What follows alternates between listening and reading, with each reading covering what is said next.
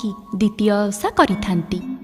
ଆଶ୍ୱିନ ମାସ କୃଷ୍ଣପକ୍ଷ ଅଷ୍ଟମୀ ତିଥି ବା ମୂଳାଷ୍ଟମୀରେ ଏହି ଦ୍ୱିତୀୟା ଓଷା ପାଳନ କରାଯାଏ। ଭାବର ମହକ ଛୁଟିଲା, ଭକତ ପାଗଳ ସାଜିଲା। ଭାବର ମହକ ଛୁଟିଲା, ଭକତ ପାଗଳ ସାଜିଲା।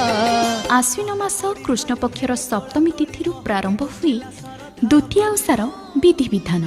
ଏହି ଦିନ ବ୍ରତକାରୀ ବା ଓଷେଇତି ଏକବାର କରିଥାନ୍ତି। ବିଭିନ୍ନ ପ୍ରକାରର ପନିପରିବା, ବ୍ୟଞ୍ଜନ, ପିଠାପଣା ଆଦି ପ୍ରସ୍ତୁତ କରି ସନ୍ଧ୍ୟା ସମୟରେ ନଦୀ କିମ୍ବା ପୁଷ୍କରିଣୀରେ ସ୍ନାନ ସମୟରେ ତୁଠରେ ଶିଆଳ ଓ ଚିଲଙ୍କର ଚିତ୍ର ଆଙ୍କି ଅପମାରଙ୍ଗ କାଠି 2 ଖଣ୍ଡ ଅର୍ପଣ କରି ଗଙ୍ଗାମାତା, ଦୂତୀବାହନ, ସୂର୍ଯ୍ୟଦେବ ସମସ୍ତଙ୍କୁ ପ୍ରଣତି ଜଣାଇ ଘରକୁ ଫେରନ୍ତି। ଅଷ୍ଟମୀ ଦିନ ନିର୍ଜଳା ଉପବାସ ପୂର୍ବକ ସ୍ନାନ ସମ୍ପନ୍ନ କରି ବ୍ରତୀ ଭାବେ